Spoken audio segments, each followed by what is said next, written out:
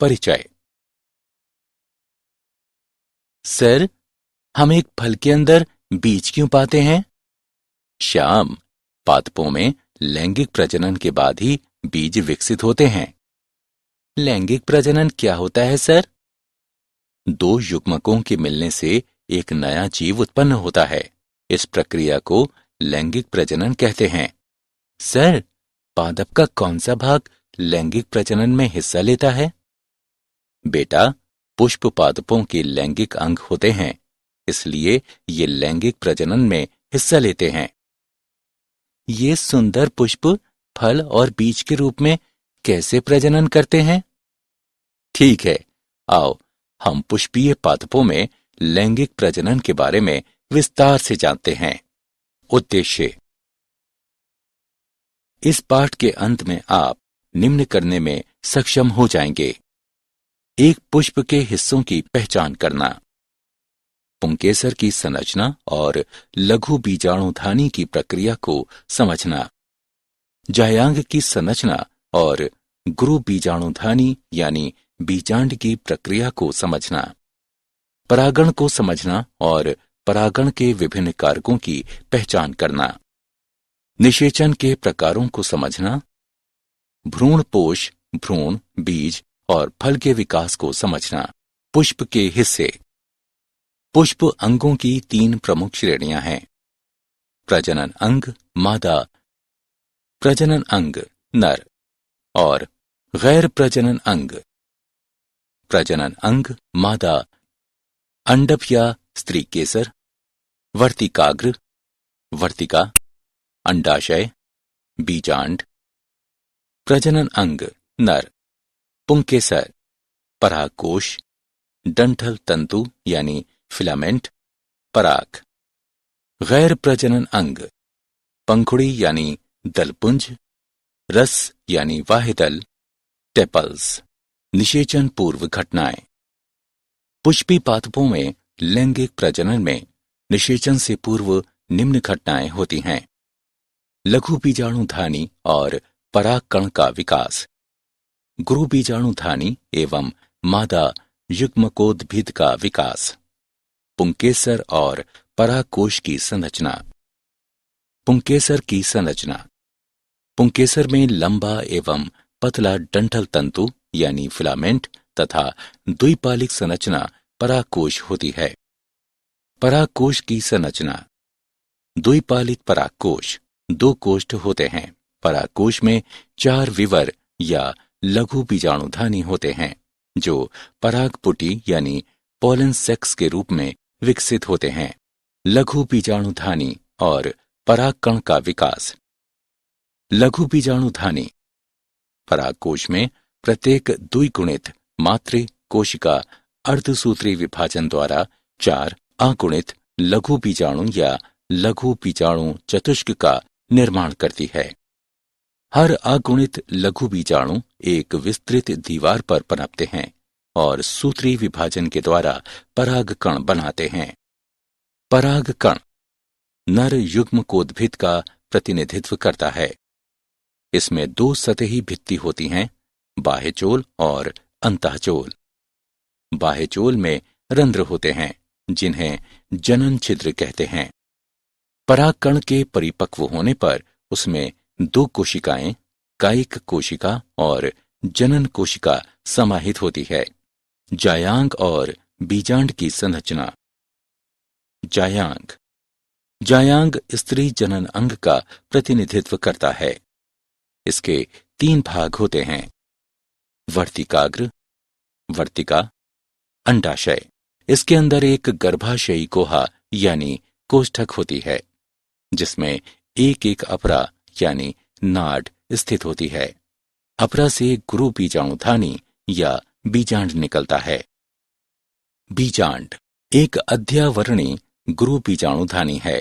इसमें बीजांड काय होता है जो 1 या 2 अध्यावरण या संरक्षक आवरण से घिरा होता है। बीजांड के अंग।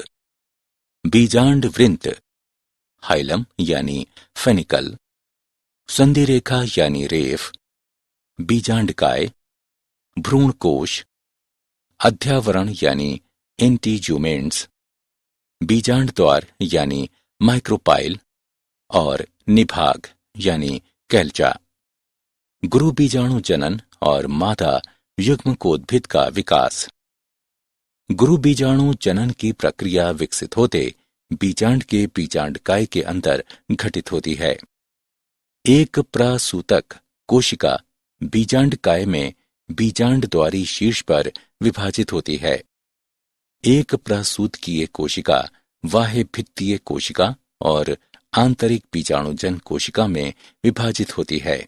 स्पोरारॉग्नोस कोशिका गुरु बीजाणु मातृ कोशिका की तरह व्यवहार करती है।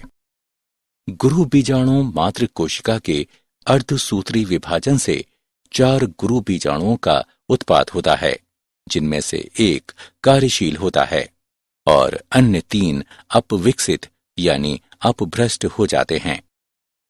कार्यशील गुरु बीजाणु समसूत्री विभाजन से स्त्री यानी मादा युग्मकोद्भिद यानी भ्रूणकोश के रूप में विकसित होता है।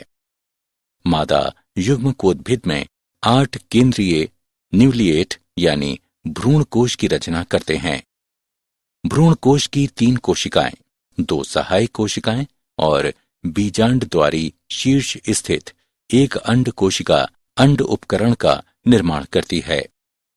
3 प्रतिव्यासांत एंटीपोडाल कोशिकाएं निभागीय छोर पर होती हैं। केंद्रीय कोशिका में 2 ध्रुवीय न्यूक्लियाई होती हैं। परागण। परागकण के नर परागकोश से स्त्री केसर के वर्तिकाग्र तक स्थानांतरण या संचारण को परागण कहा जाता है। परागण 3 प्रकार के होते हैं। स्वयुग्मन यानी ऑटोगैमी, एक ही उसी पुष्प में परागकोश से वर्तिकाग्र तक परागकणों का स्थानांतरण है। स्वपरागित पुष्पों में परागकोश एवं वर्तिकाग्र एक दूसरे के पास अवस्थित होते हैं और स्वपरागण या ऑटोगैमी को सुलभ कराते हैं। सजात पुष्पी परागण। एक ही पादप के एक पुष्प के परागकणों का दूसरे पुष्प के वर्तिकाग्रों तक का स्थानांतरण होता है। पर निषेचन। इसमें भिन्न पादपों के परागकोश से भिन्न पादपों के वर्तिकाग्र तक परागकणों का स्थानांतरण होता है। परागण के अभिकर्मक या कारक। परागण अभिकर्मक ऐसा कारक होता है जो एक ही प्रजाति के पादप के पुष्प में पराग को नर से मादा के प्रजनन अंग तक स्थानांतरित करता है। परागण के अभिकर्मक में शामिल हैं वायु, जल, कीड़े यानी कीट, तितली, मक्खी, मधुमक्खी और भृंग आदि, चमगादड़, पक्षी और अन्य पशु।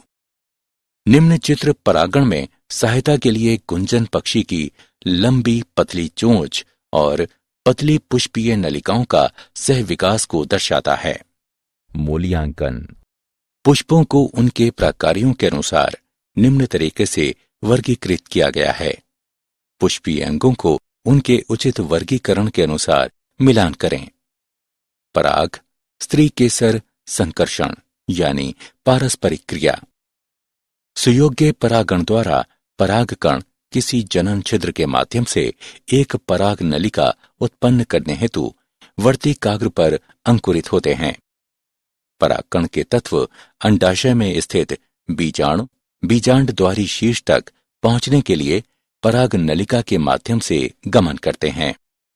इसके पश्चात पराग नलिका तंतुरूप समुच्चय के माध्यम से एक सहायक कोशिका में प्रवेश करती है। दोहरा निषेचन यानी द्विनिषेचन। एक सहायक कोशिका में प्रवेश करने के पश्चात पराग नलिका द्वारा जीव द्रव्य में 2 नर युग्मक अवमुक्त किए जाते हैं। एक नर युग्मक अंड कोशिका की ओर गति करता है और केंद्रक के साथ संगलित होता है। इस तरह युग्मक संलयन पूर्ण होता है। अन्य नर युग्मक केंद्रीय कोशिका में स्थित 2 ध्रुवीय न्यूक्ली यानी केंद्रकी की ओर गति करते हैं और उनसे संगलित होकर त्रिगुणित बनाते हैं। इस तरह इसे त्रिसंलयन कहते हैं। निषेचन पश्च घटनाएं।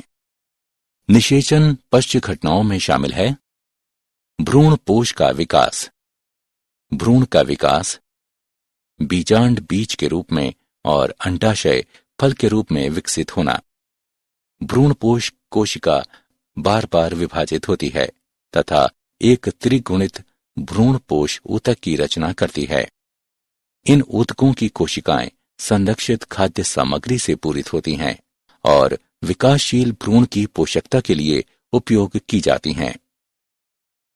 भ्रूण विकास, गोलाकार, हृदयाकार तथा परिपक्व भ्रूण के निर्माण के लिए युग्मनज प्राक भ्रूण का समसूत्री विभाजन होता है।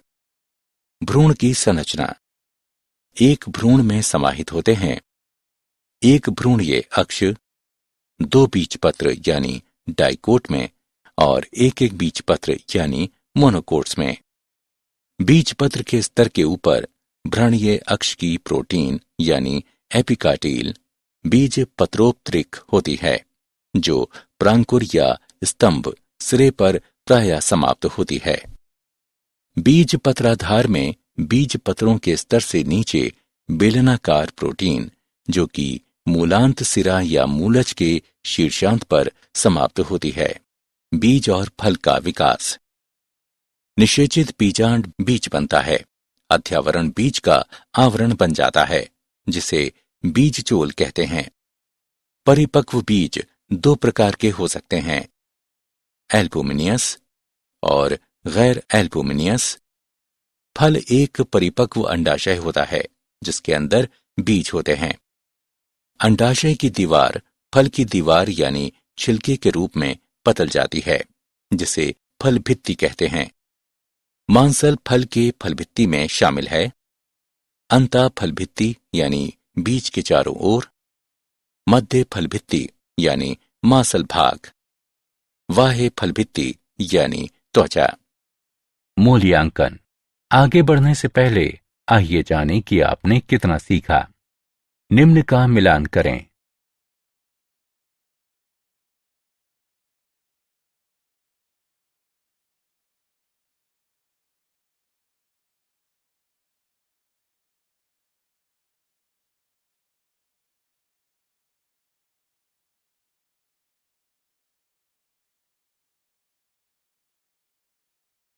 क्या आप जानते हैं परागकणों को शर्करिक विलयन, विलयन की सांद्रता 2% से 20% के बीच में डालकर पराग नलिका के उत्पादन को कृत्रिम तरीके से उत्प्रेरित किया जा सकता है।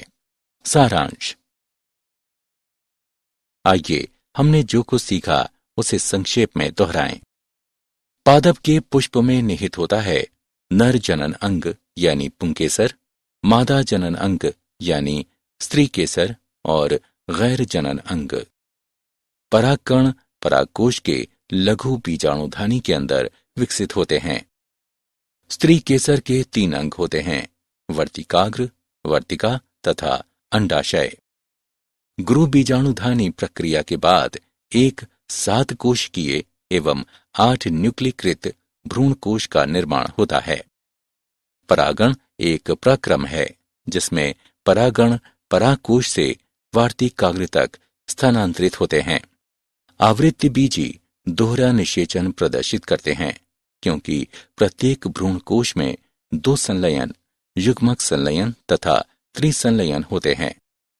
युग्मनज भ्रूण तथा प्राथमिक भ्रूणपोष कोशिका भ्रूणपोष ऊतक गठित करती है।